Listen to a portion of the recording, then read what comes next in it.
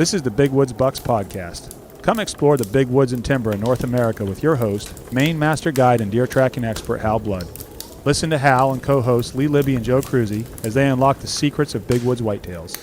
Each episode will provide valuable insights into the tried and true system Hal has used for the last 40 years to scout, locate, and hunt mature big woods bucks. Listen and laugh as the crew discusses Hal's legendary adventures and learn how to apply a lifetime's worth of lessons from the big woods to your own hunting and outdoor adventures. Welcome to the Big Woods Bucks podcast. I'm your host, Hal Blood, sitting up here at Pileland Lodge with Joe Cruzy. Hello. And Lee Libby. Howdy. My co-hosts, my cohorts, I should say. Cohorts. Yeah. And today we got our guest, Mark Scheeren, team member, on the phone from Amsterdam, New York. And this will be Mark's intro into tell you about how he got involved with big woods and how he kills bucks. I guess that's what everybody wants to hear about. So welcome, Mark. Well, thanks for having me, guys. Yeah. Hi, everybody. Trying out our new phone system here.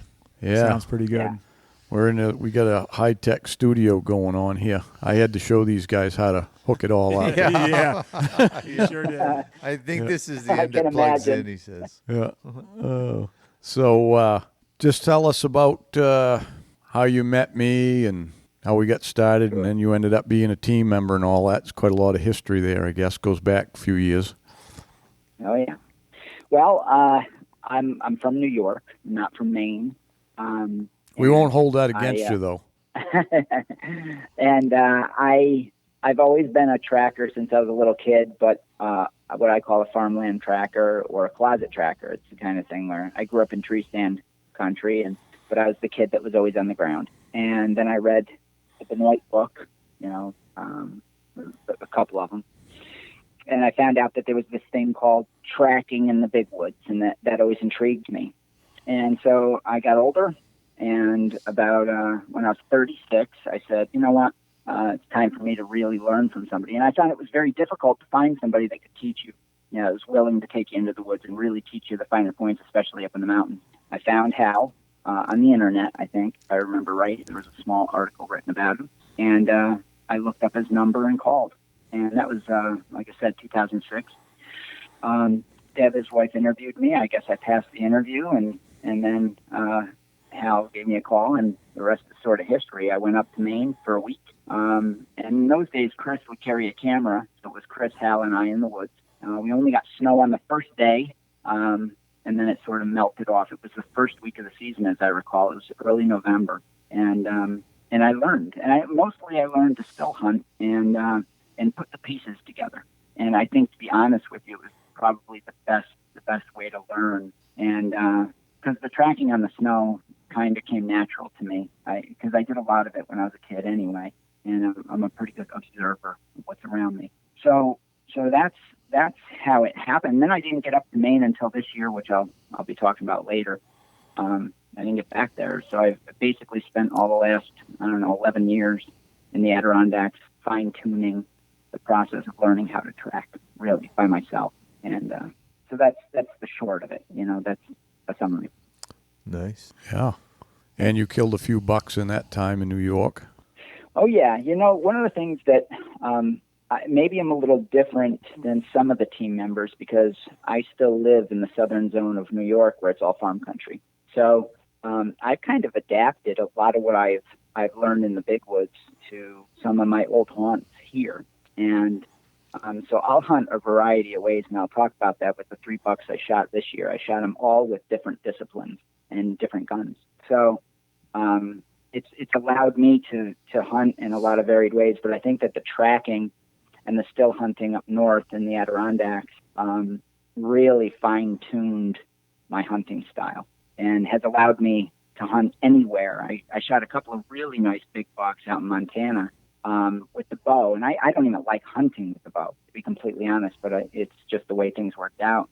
And I shot them in their beds with the bow, and that's pretty tough to do, But to be honest, hunting in the Adirondacks all those years is so hard that when you go where there's a lot of deer, it's not that hard. It's all relative. But it just goes to point out that if you learn to track and still hunt in the big woods, you can hunt anywhere. You really can, because your skill level will grow so much higher because it's so difficult in some ways. So you shot So, bucks tracking with a bow? Yeah, well, I spot and stalked them. Yeah.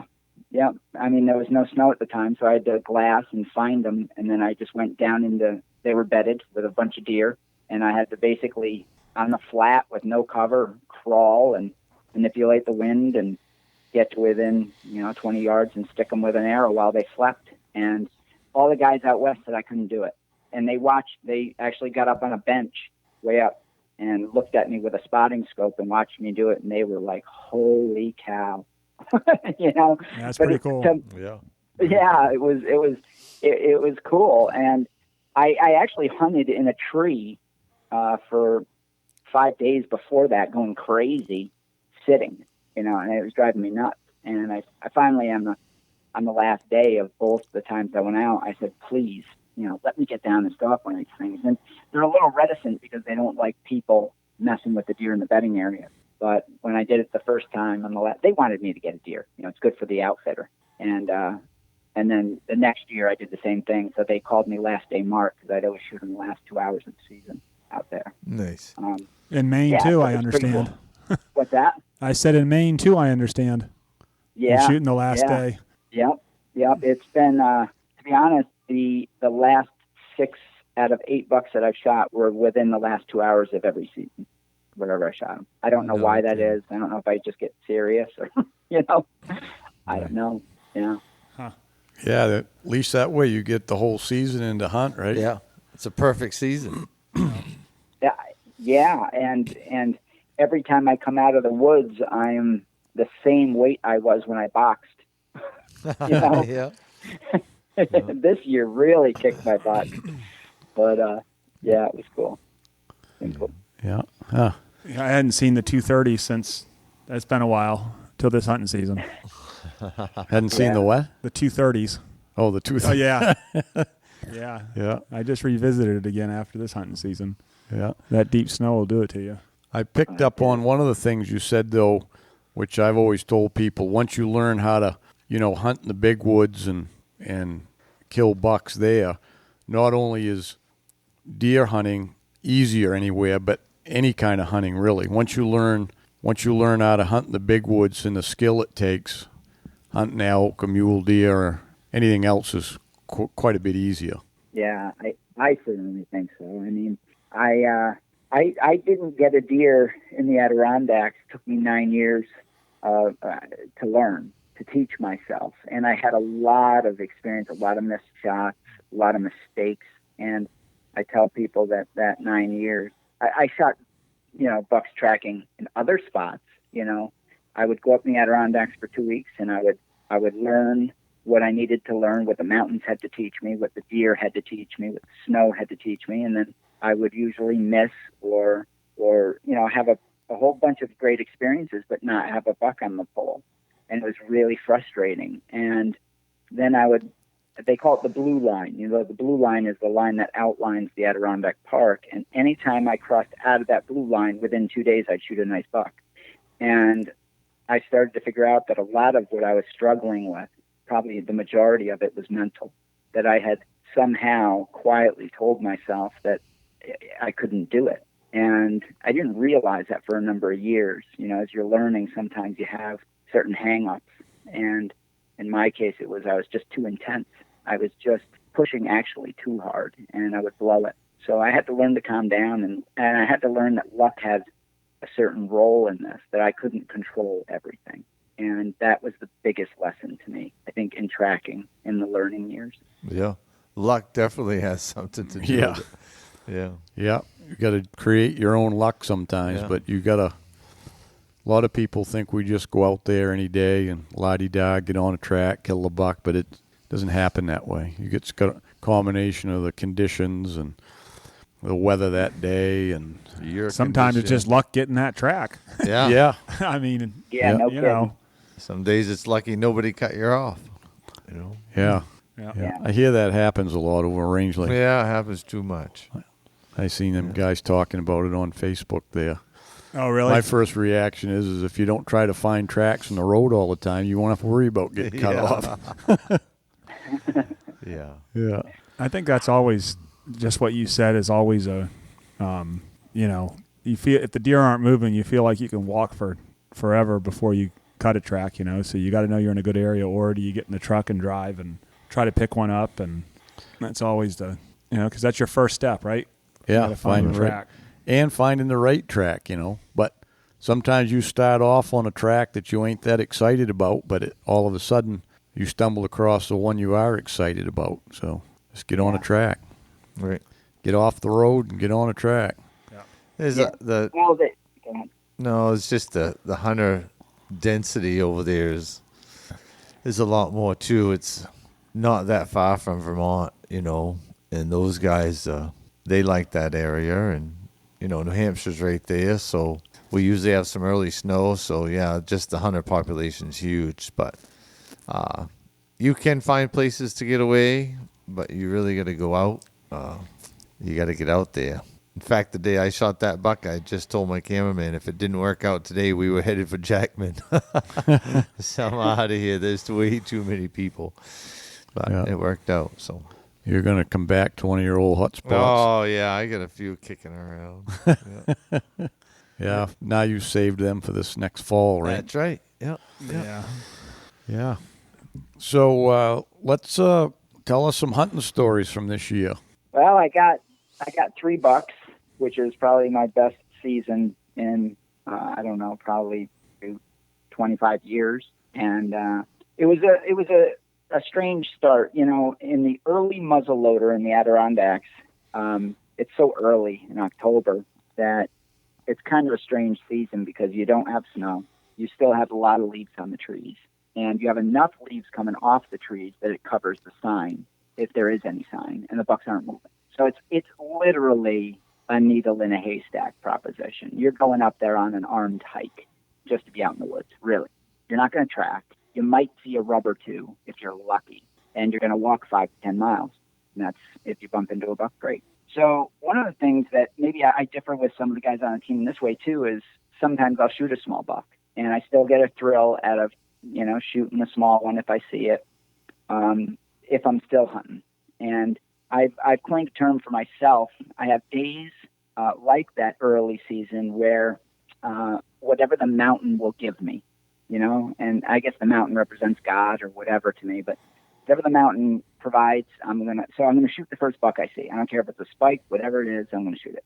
So I went up on a day that was beautiful. I went up a mountain in the dark, because I tracked up there last year and found that they were in this big chimney of rock on top. It was like a trough of rock, and they sat right in the middle of it, up on this long ridge. And I figured if I can get up there before they're laying down, maybe I'll have a shot at one. Well, I got about 3/4 of the way up in the dark, and it got so damn thick, I was stumbling around like a fool, making so much noise. I said, "There's not going to be a deer for a mile," So I just sat my ass down, and then I once it got light out, I started kind of wandering my way up the ridge, and I remember I was hitting the grunt call every once in a while, kind of tapping it, and I actually thought of myself. I felt like a fool because I was like, "There's no deer here."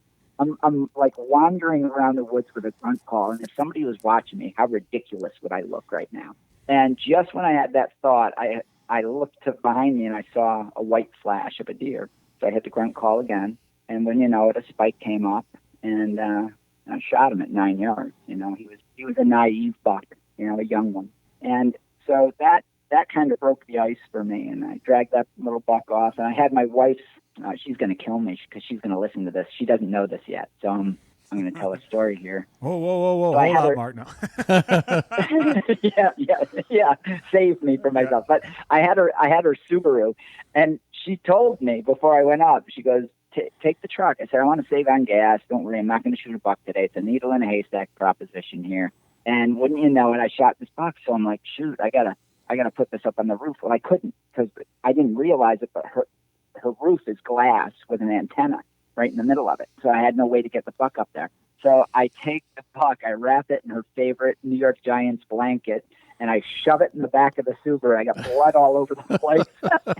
And so on the way home, I found out my butcher doesn't butcher deer anymore. So I was like, oh my God, I got to get rid of this deer somehow before I get home, get to the car wash. And she's calling me, how's the hunt? And to this moment, she had no idea that I took the car to a car wash and had to get all the blood out of it and brought the blanket to the laundromat and all that. So that's how that hunt ended. That was a great hunt, and it was just a nice, calm way to start the season. Then I went up to the Adirondacks, and I went to a lot of new places. I stayed at a different camp, and we got a lot of snow. And I was really I saw you up there when you were with Joe up in Old Forge, but I was in some areas where the snow was already anywhere between 12 to 18 inches in places, and I wore myself out within 4 days because I was on bucks every day. I had one buck, and guys, cut in if you want to at any point. But I had one buck that I was really close to. I think he just barely winded me because he didn't take off, but I was within 100 yards of him, and he had a really wide rack. I could tell from the rubs he was making when he was feeding. I could see the tine marks, but his rack was at least at its outer point 24 inches, so he was wide, big. Nice. And he lost me by going in a river, and I saw tracks across the river, and I couldn't cross there, so I thought they were his tracks. So I had to go up a half mile, and I was already wore out. Cross the river where I could cross it, went back down and realized it wasn't his track, and so I had to double back and do that. So that added, a mile and a half to slogging through the snow, and that day wore me out, and that was a problem because the rest of the season I never really recovered physically. I just kept getting a little more wore down, and each day I was close to bucks, but I was so driven that I was damn near killing myself. So I didn't get one in the Adirondacks during my usual stay, and so I went down south, and I got up in a tree stand that I put up years ago, probably 15 years ago. I made sure it was solid still, and I shot a nice 8-point out of it. I rattled him in, put doe pee all over me, but I saw his tracks coming in. And that's the point I want to make is I chose the stand I chose because I knew that there were fresh tracks. I could tell that he was rotten after a doe. I knew that if I rattled, I had a good chance. My point is that even though I was only a mile in off the road and I was in a tree stand, I was tracking, I was putting pieces together. And this is all stuff that was flowing in my mind from being up north. And I probably would have missed those details coming into that deer stand if I wasn't a tracker. I wouldn't have. I probably would have picked a different spot, to be honest, because I thought about it. And that was a nice buck. That was a nice 8-point, 158 pounds, which in the southern zone is a good 3.5-year-old. Yeah. So that was that buck. And then I went back to Maine, and it snowed a lot. Yeah. And, so go ahead. Yeah, we got a lot of snow, is right. I remember when you were making your plans and you made them late because you wanted to make sure, and you were back and forth, and is there usually snow then, and you were worried about having snow, and that wasn't quite a concern this year. No. Yeah. It's it was. It was before you came. It was actually too much before you came, and then we got another storm. I think the second day you were here, was it? Yeah. Yeah. Yeah. And that really changed things, but it worked out all right for you. Yeah, Joe said you came up, he showed you a spot, told you where he was hunting, and you went to his spot. Yeah. Is that true? It is kind of, yeah. First of all, I never said that. I think I said it was crazy that you even ended up in the spot I was in because I didn't tell you where I was hunting. No, he didn't. He actually, what he did, what happened was he gave me like 3 roads. He said, and you know how big the roads are, Yeah. First of all, I think that Maine is very different, and I got to say that I'll probably hunt Maine instead of the Adirondacks a lot more. Really? Oh, yeah. Yeah, the access is amazing. The land is more huntable. It's more, it's just different. There's more bucks. There are. They're bigger, a lot bigger. It threw me off the first day, to be honest with you, that I had to adjust my mental state. Because for the last 11 years, I've been chasing bucks that on the big side are 180 pounds, and a 180-pound buck is only so big, and Jesus, I was seeing 5 or 6 tracks like that a day up in Maine. And I was thinking, how am I seeing, I didn't know what I was seeing. I was thinking, are there that many huge bucks up here? And I talked to Hal, and he's like, well, yeah, because that's not that big. Right. You know? So it took me 2 days to understand that I was chasing smaller bucks that to me looked enormous. Right.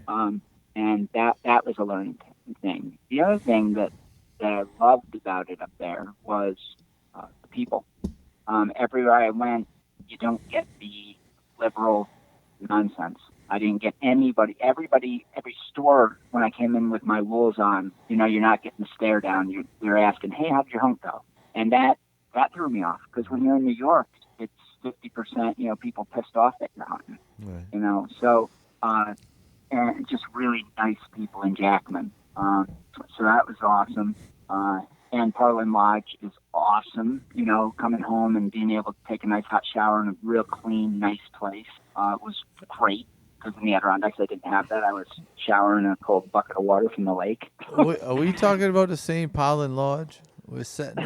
We are. I knew there was going to be a little ball bust there. I can't even get creamer and sugar here. I have to drink my coffee black. We're real men around here, Lee. We The drink donuts are dated last fall. yeah, Lee asked for Starbucks Sumatra. white chocolate venti Latte. with Latte. cream on top. with a little whipple of whipped cream. Yeah, and Yeah, he wanted in a heart shape. and the shavings of chocolate all over the top of it. I'm like, get out of here. So I was telling that story, Mark, and it was funny. I've told it already, but just the fact that I said, yeah, just the south side of this road or the south side of that road. I mean, which is, it's big area, but it was all good area, and it's where the deer were. But it just so happened that your buddy that came with you ended up Bob ended up exactly in the spot where I'd been hunting for the past week, just by chance, and I bumped into him. That's where I met him, and it was just the funniest thing. I just couldn't believe it. You know, out of all the woods up here, I see a track, and I look up the track and see this guy signaling and whistling to me, and I walk over to him, and he introduces himself. I introduced myself, and he said, "Oh yeah, I'm Mark's friend. I'm staying at the lodge."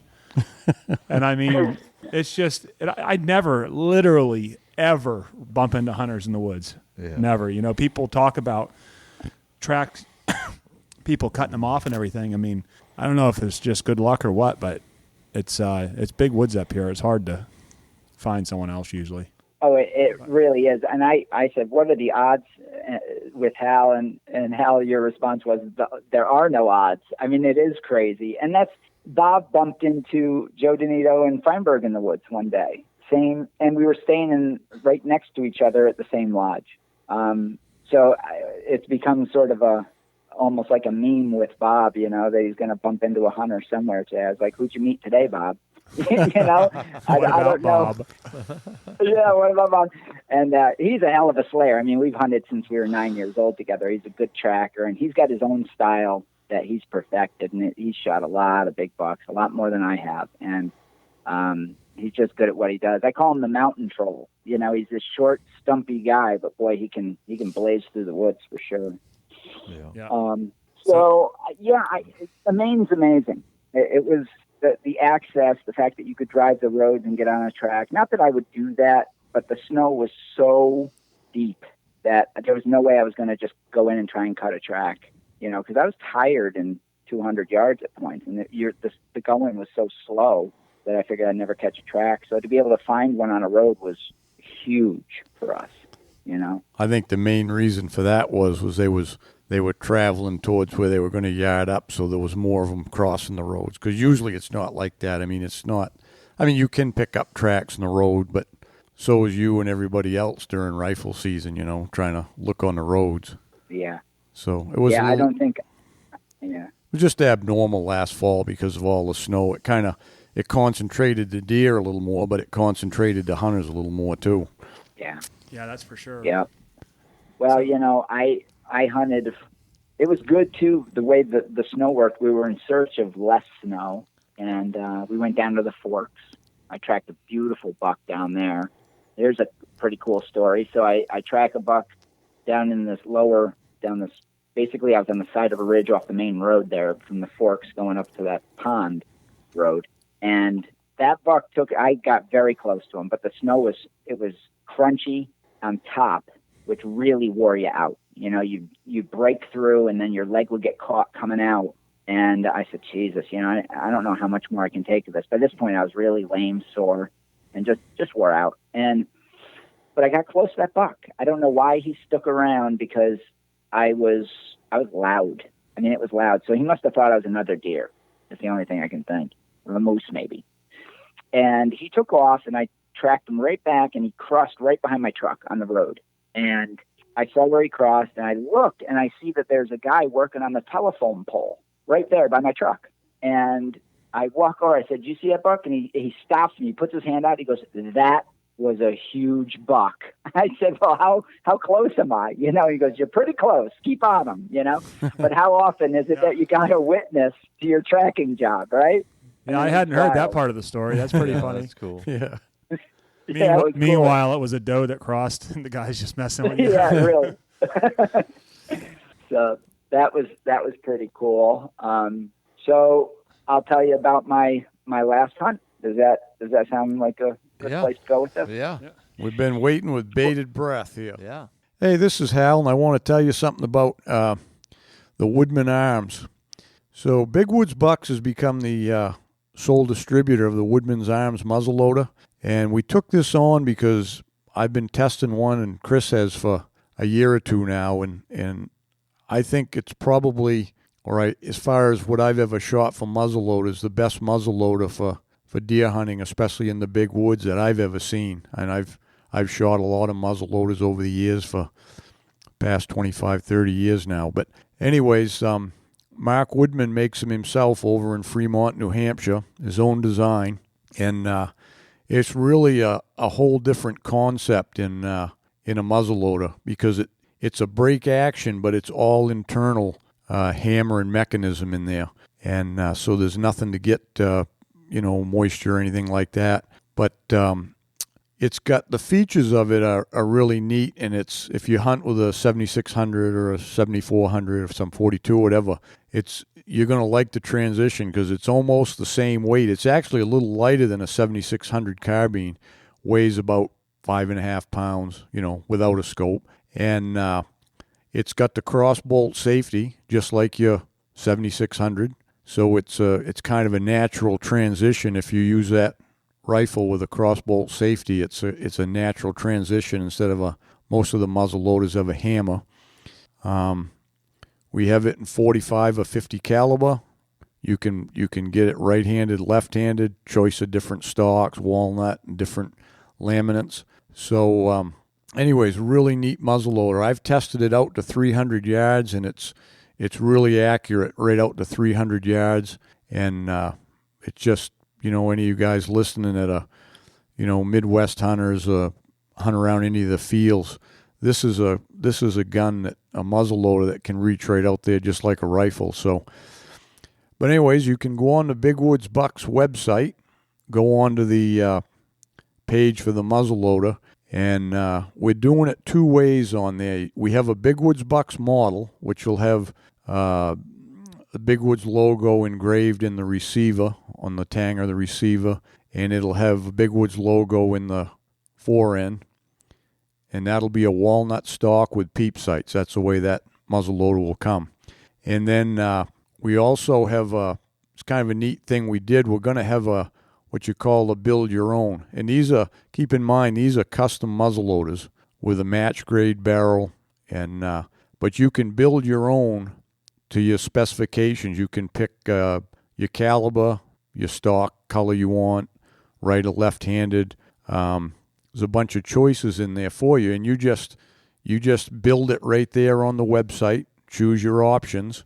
You can choose the type of sights. There's a regular buckhorn sight, peep sight. You can get a Picatinny rail on it, so you can put whatever else type of sights that go with that. And then there's a one-piece scope and ring that goes on it. That's all one piece. When you put the base on, you get your rings right with it. You can get that feature. So you just build it yourself with any of those options, and it's all the same price. That'll be $8.99. And Then we also have a distributorship for Trijicon scopes. We know a lot of the guys in the Northeast and stuff. Trijicon scopes, they like it. It's kind of a natural fit because it's cold weather and it doesn't have a battery to light up the reticule in there. So we'll have those scopes. You can order that at the same time. And but anyways, it's a really neat gun. I think people are going to like it. It's really a nice gun for the money. It's a little more than your average off-the-shelf muzzleloader, but the features will prove out to be that's what the value is there in this gun.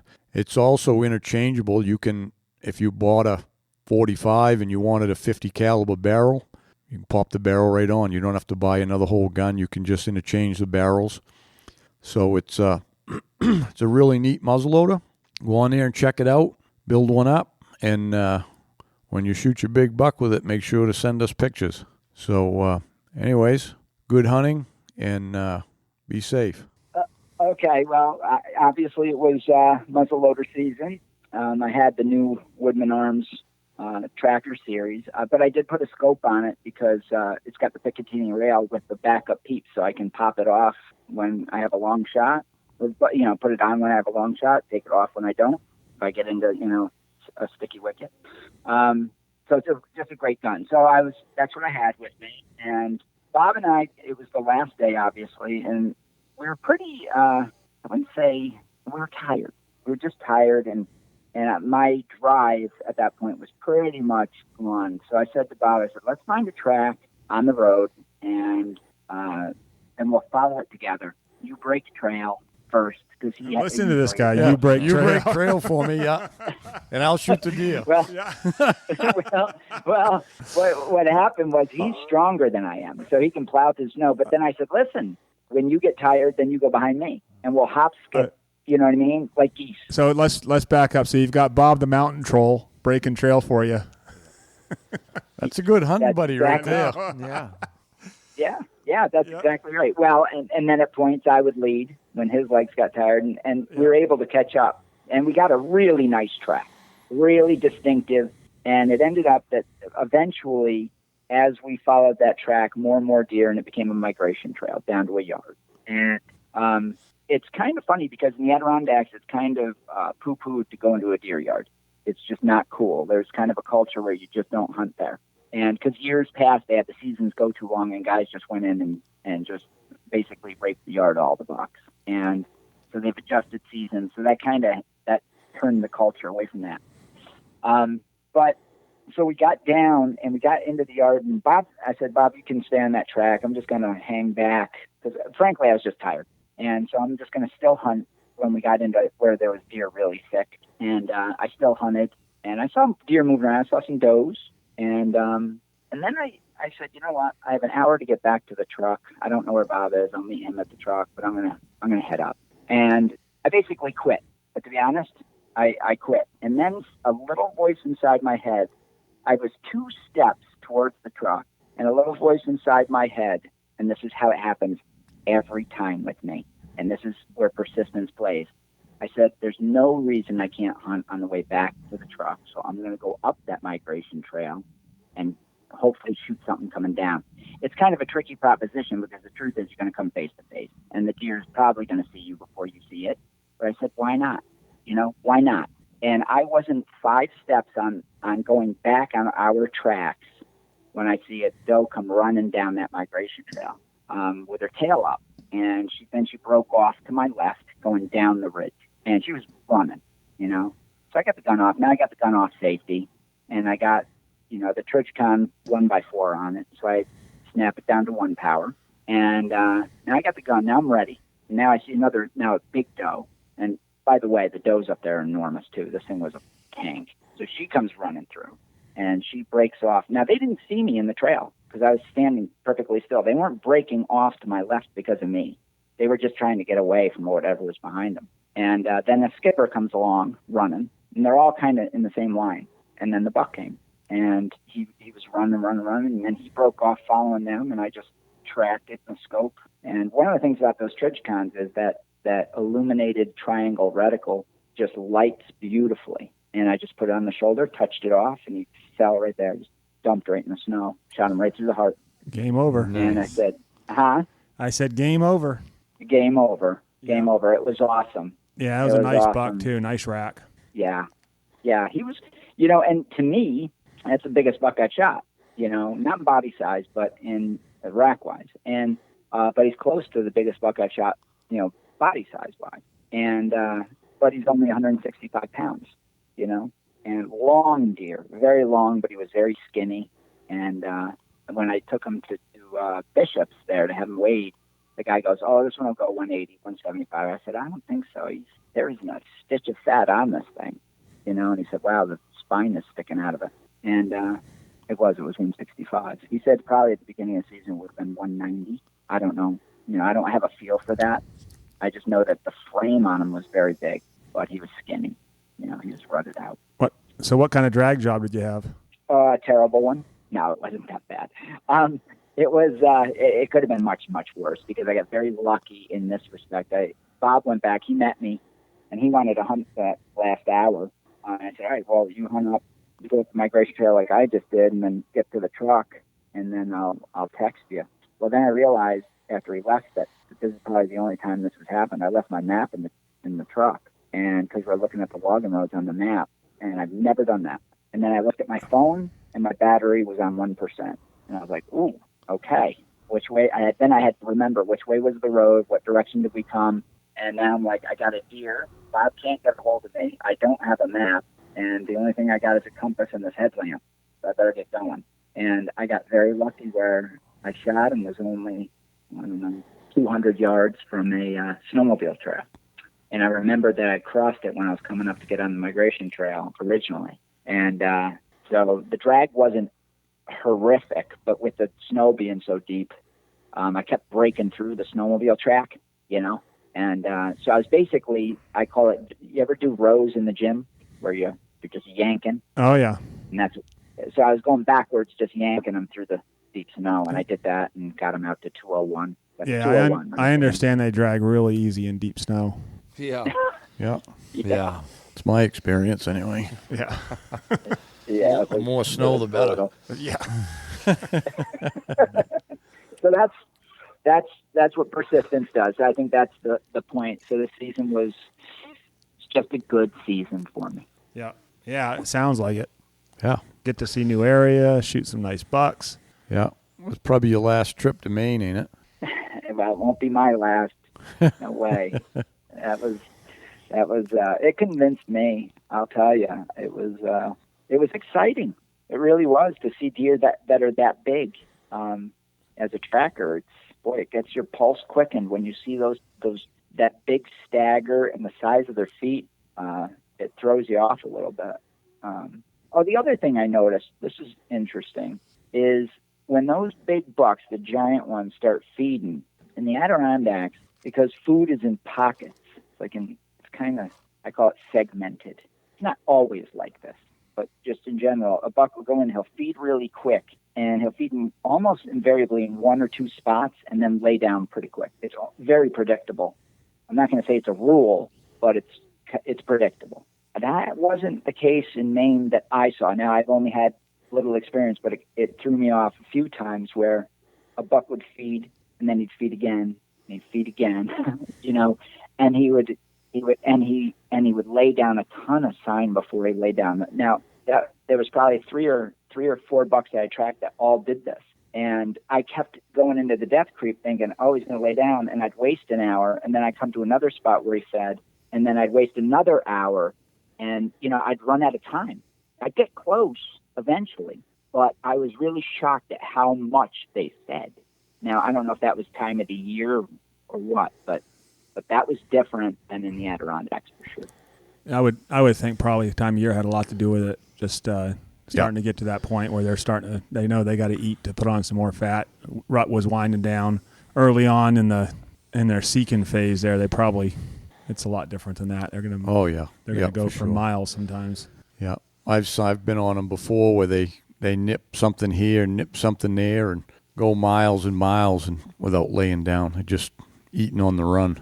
Yeah. All they want to do is bed. Some of them there at the end of the season, they just want to bed down. They're tired. Yeah.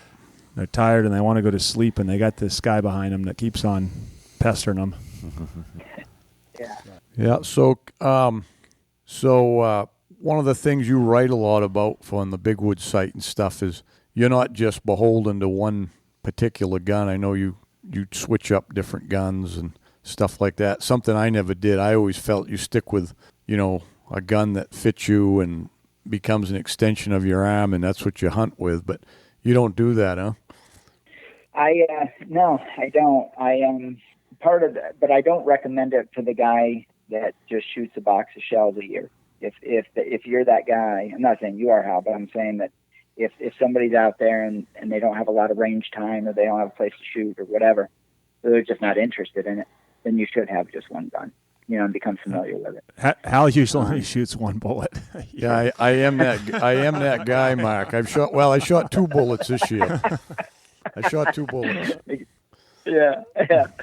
So, I mean, that just makes sense. But I'm at the range at least three times a week before work, even through the winter months, because I just love to shoot and reload. So if I'm good and competent with different styles of rifles. Now, there's some rifles that I'm not good with. I'm not very good with a bolt action. I'm good, but it doesn't interest me. A gun has got to carry well, and I just love lever actions and pump actions. I'll shoot some semi-autos too, but they're a little more difficult to carry.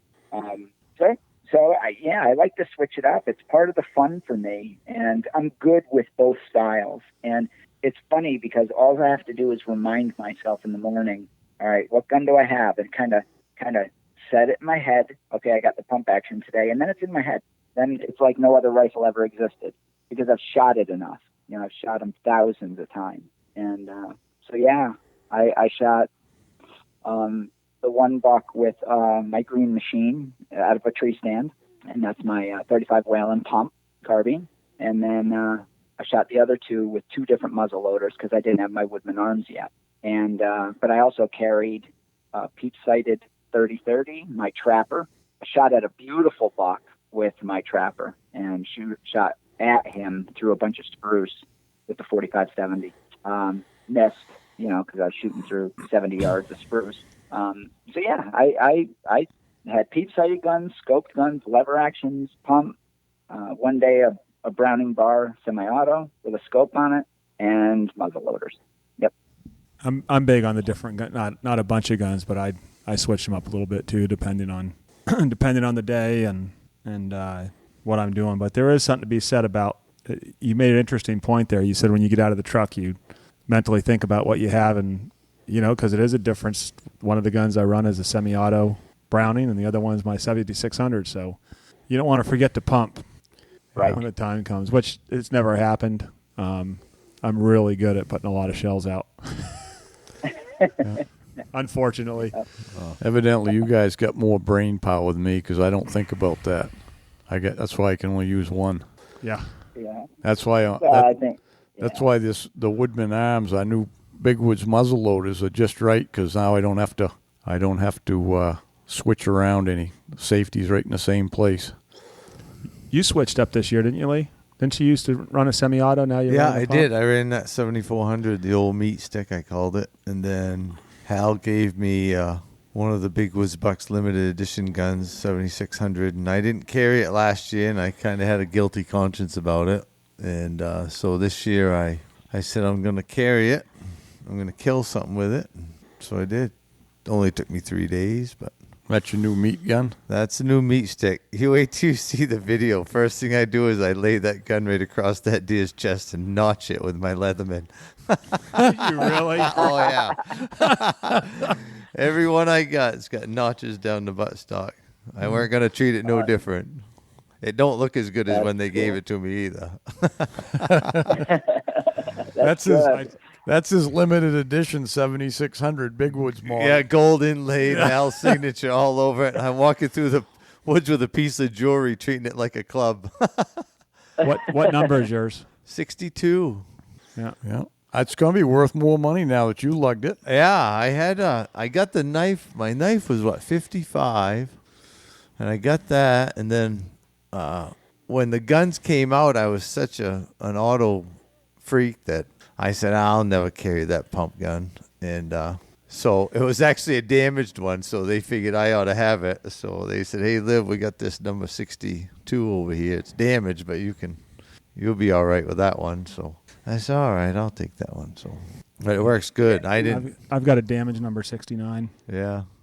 I have to have some love or some appreciation or something for the gun. Like the gun has to have, the 7400 just felt lucky when I had it, you know, and I didn't get that feeling from the 76. And then this year it was starting to wear on me and my shoulders weren't hurting as much from carrying it. And I'm like, geez, this is just a nice little gun to carry. And then I hope I like it. And then I shot the deer and we became intimate friends. All right, just stop right there, Lee. We don't need to hear any more of the story. Wait till you see that video. Your personal life is no one's business. So now I got a new gun. Yeah. Lee, does it have a scope on it, or were you No, using peep sights peep that day? sights. Yeah. My eyes ain't as good as they used to be, but at the same time, I can't wear glasses in the woods. And so it's something that I did practice with a lot. Kind of freaked the cameraman out the first day because I leveled the gun out several times and he kind of panicked and tried to get ready. And I'm like, oh, don't worry about that. I'm just trying to get that feel. So I'd pick a tree somewhere, you know, and just pull up on it and see 1001, 1002, how long it would take me to get, you know, to where I felt I could pull the trigger. And after the first day, I felt pretty good. And you can see in the video there, once I leveled the gun out, it was just boom, done. And then I shot him 2 more times because he didn't want to lay down quick enough for me. And after seeing that rack of horns, I didn't want him to go very far. Yeah. Yeah, he's a nice buck, man. Yeah, that was nice. How much did he weigh? It was 195, and that's what I was telling the story there in another podcast, that when I cut his track, I knew it wasn't much over 200 if it was 200, but I knew it was right there somewhere. You know, you can tell that, especially up here, and then... It's one of them either-or tracks, I call them. But I was thinking he was he had come around the backside of this big mountain and started headed, you know, south, and he got in with a bigger buck. So, but he was still the last one out of the 2 in the line there walking. So he came up and stopped right dead in his tracks and turned around. Walked right back his tracks 10 or 15 yards, and peeled off into a thicket, and I shot him less than 100 yards from that spot. So Sweet. yeah, I got a chance to look at his headgear, so that was the one thing I had in my mind. Like, geez, I know it ain't a real big buck, and if it ain't 200 pounds, maybe it's got a nice set of horns, and they'd been shooting some nice bucks in Rangeley, so I'm like, I get a chance. And sure enough, he was laying in his bed, Mark, and he showed me the whole thing. Yeah. Did he just turn right towards you? Oh, it was like he showed me his left side, then he showed me his right side, because he was just kind of scanning the woods, you know. And I'm like, oh, look at that. So, well, I appreciated it. Awesome. That's cool. Oh, yeah. So It was a great season. Nonetheless, you know, I learned a lot for sure. Oh, the Big Woods Bucks crew, I think, had a really good season. Oh, yeah. Yeah. We killed some deer. Yeah. Yeah. It seemed like there was a bunch of us that shot at least 2. Yeah. Right. I mean, it was nearly everybody got at least 1. Yeah. But a lot got 2. Yeah. Yeah. Well, that's what the Big Woods crew does. Yeah. Yeah. We had one guy there didn't tag out, I don't think. Who was that? He should be fired. Who was that, Joe? He should be fired. Yeah. That guy shouldn't even be allowed in the shop anymore. You missed one, though, didn't you? Did you miss I missed one this a nice year? one, yeah. Is that Missed 2 one. years in a row? 2 you years missed? in a row. Yeah. Bring it up again, Lee. That's what we need to do. You sure you want to pick a different gun every day? I thought we. Ouch. Well, they were all missed with the same gun. Yeah, you know, it happens. Oh, yeah. Oh, yeah. Yeah, it just Anybody was that says it especially. don't, It was actually more painful last year because that was the one last year was just no excuses. I mean, just absolutely just missed them. The one this year, you know, I've said it before when it was a one deal, you know, one jump deal. You know, you get your shot. It was enough that I saw what I was shooting at, and it was a damn nice buck. But you know, that's tracking. Oh, yeah. You know, If I was eating to survive, it would have been no problem. Plenty of smaller bucks around, but Right. I always it was say, fun. if you ain't never missed one, you ain't never shot too much. Yeah, it's not going to be exactly it's right. not going to be the last one, that's for sure. No. So I look at it. I talked to Hal a little bit about this year. Obviously, we all want to be successful and kill our deer, but man, it was just an awesome season. The days spent in the woods, it was to have all the snow we had and to be able to be out as much as I was this year. It's just, I saw some monster bulls the last few days. Really nice moose being out there. Had some encounters with a fisher. Just all the things that happen when you're in the deer woods. So I'm just trying to sugarcoat over the fact that I missed again. You had me there for a minute. I was in the Wild Kingdom. Oh yeah. We were all getting nostalgic there. Yeah. Anyone that knows me know I'm quite the optimist, and I always try to look at the good side. That's all you can do sometimes. But of course, we all want to shoot our big buck, but it won't stop me from being out there next year. In fact, it always drives me a little harder to be out there. Yeah. Well, you ain't gonna have it. It's funny. It's funny you bring all this up because last year I didn't get a buck, and I passed early season on a couple of bucks I probably should have shot. Because I'm probably not as picky as the rest of the team when it comes to a big buck. And they were 8-pointers, not baskets, but a good 8-pointer, And any other season I would have shot, but I got picky, and then I went with tag suits. So I said this year I'm just not going to do that. And that's why I went up there that early muzzleloader and said whatever the mountain's going to give me, because sometimes I just need to have a little humility about that. It isn't about, what social media thinks. I got to get to my roots and take the pressure off myself, because if I have too much pressure, if I don't have some kind of buck hanging on the pole at some point, I'll start to push too hard.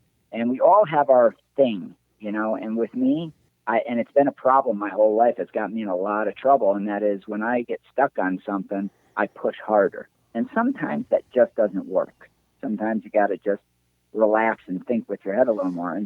And so what I did was I took the pressure off myself with that little buck. And I said, I got my buck, and I try to remember my roots, where this all started. And dragging that little buck off that mountain on a beautiful October day and stuffing it in my wife's car was a great hunt. I was so happy, and sometimes I think when you're a tracker, me, I get a little caught up in, is it big enough? Is it, whatever. And I just set up a good season for myself. And that little buck probably means as much to me as the bigger ones. And I know that sounds trite and overblown, but it was important. Hey everyone, Hal here.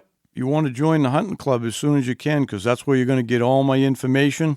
I'll have short film hunts, video tips, articles every month, and there's also a forum on there for you people to communicate. Maybe you'll meet a new hunting buddy on there. And the other thing is a question of the month. Submit a question, and I'll pick one every month to answer, and the winner's going to end up getting a decal for their truck. Join up at bigwoodsbucks.com. Hope you enjoy it. Hey guys, Joe here. Wanted to take a few minutes to talk about Lake Parlin Lodge. We're a 4-season lodge located just south of Jackman. We've got cabins, lodge rooms, mini lodge. We're a big snowmobile destination in the winter, full restaurant, bar, all the amenities that you need for your trip. Open obviously through the summer, right on the lake. Kayaks, canoes, all included with the cabin. We also do a lot of weddings, so if you're looking for a destination wedding, we can do a wedding up to 200 people. And, of course, we've got our hunting season, moose season, deer season. So check us out. We're at lakeparlinlodge.com. Well, everyone's got everyone's idea on what a good buck is personal, and I always hate seeing that on social media, the Shaming. Yeah, the deer shaming, you should have let them go another year. You should let them do this. Well, been a nice buck next year. I got that one this year. I just, You weren't there, buddy. There's a lot of guys that couldn't care less about the rack. They're in it only for the meat, and everyone's got their own personal reasons, and that's to each his own, Go out and enjoy it and have a good time and enjoy the experience. And it is, personally, I like to wait, and I've passed up a lot of deer, and Shot small ones too, but it's always a personal decision. I always, going back to social media, you see guys post all the time, well, it's not the biggest one, but meat in the if freezer. you shot it, hopefully it was good enough for you because you killed an animal, and you shouldn't just be killing it just to say you got one. You have the reason ahead of time in your mind why you're hunting and what you're out there for. Exactly. Yeah, the shaming is unfortunate because there's a lot of new hunters out there that feel that kind of pressure. And I have a wall full of little racks that I shot all the way through my 20s and in my early 30s. And I think about all the good times, all the times with my kids. And now look at when I'm tracking, I get to choose. When there's snow on the ground, why would I not choose a big buck? Right? If you're going to do it. Right. If you're going to do it. Yeah. Yeah. So, anyway. So, Mark, tell us a little bit about what you do in your professional life. Well, I started the first non-12-step residential model for people with drug and alcohol problems. And I've been doing that for 30 years. It's the Freedom Model Retreats. And there's a book that I and 3 other researchers wrote called The Freedom Model. And I spend most of my time helping people with a variety of addictions, whether it's substances, heroin, drinking, but also, believe it or not, now we get people for gaming, porn, all kinds of stuff that they're just struggling with. And so we address everything. You'd be surprised at what people get addicted to. And so we deal with everything. And eating disorders, bulimia, anorexia, all kinds of things like that. So it started out just as helping people with a drinking and drug problem because I had one when I was very young, but it turned into a huge problem for me. And then I wanted to help people, so that's what I do. Nice. Can you help people with hunting addiction problems? Is that part of your portfolio, or with what? Or is hunting addiction, or there is no help for that? No. Well, I try to tell them to get addicted to that. Yeah. Exactly. Yeah, I encourage that. Yeah, that's a replacement addiction, right? That's exactly right. And actually, it's funny you bring that up, but hunting was the one thread in my life when I was a young man, and I lived in a very difficult childhood. If it wasn't for hunting, I probably wouldn't be doing this podcast with you today. Hunting and the woods was my salvation, so to speak, when it came to finding a way to get through the hard times. And honestly, if I didn't have the white-tailed deer, I don't think I'd be alive. So, I teach people. That's part of what we teach is, try and find something that's more important. Sometimes it's your family, your kids, whatever it might be. But it's more complex than that, obviously. So I guide them through a process that we've developed. Yeah. Yeah, it's got to be quite rewarding helping people in that way. What's the success rate, Mark, out there? What do you... Well, we're the only program in the world that's had 3 independent studies done over an 18-year period of all our graduates when they left and went home. And it's 62.5% abstinence, meaning 6 out of 10 people quit and move on with their lives. And there's a whole variety of people in the quote-unquote failed category that moderate. So they've lowered, they might go from doing heroin to maybe smoking pot or something less dangerous. And so there's improvement in the whole spectrum, but it's 62.5%. That's pretty good, I would say. Yeah. Yeah, we're good at what we do. I mean, everything is done one-on-one, and we really care about people, and it's about quality over quantity, and we have a good reputation. Yeah. Good. And what's the name of it? The Freedom Model Retreats, and any information you need would be at thefreedommodel.org. Oh, yeah. Nice. Great.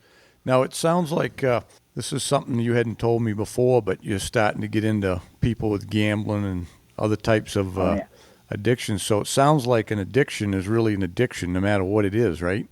Yeah, look at people come to me. It's all subjective. It's all the individual. If they say they have an addiction, they do, right? I mean, if it's affecting their lives where they give me a call, I always tell people, you're not calling me because you ate too many Twinkies. You're calling me because your life is in turmoil. People do not call, right? So it could be anything.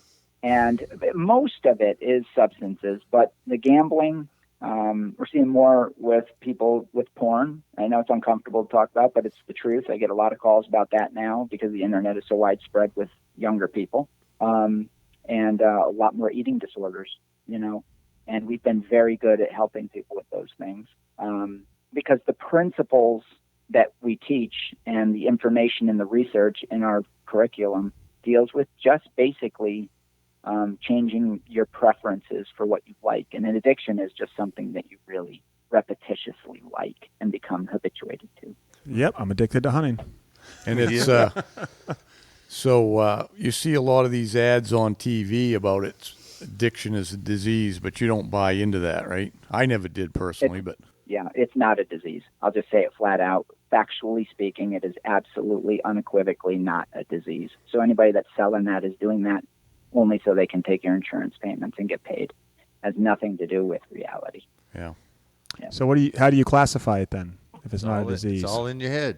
Just like your mother told you. It's all in your head. I mean, I agree with you. I'm just you just classify it as addiction. It's just addiction. It's a chosen behavior. It's a chosen behavior. You prefer use because it's something that brings you a level of satisfaction, value, and happiness.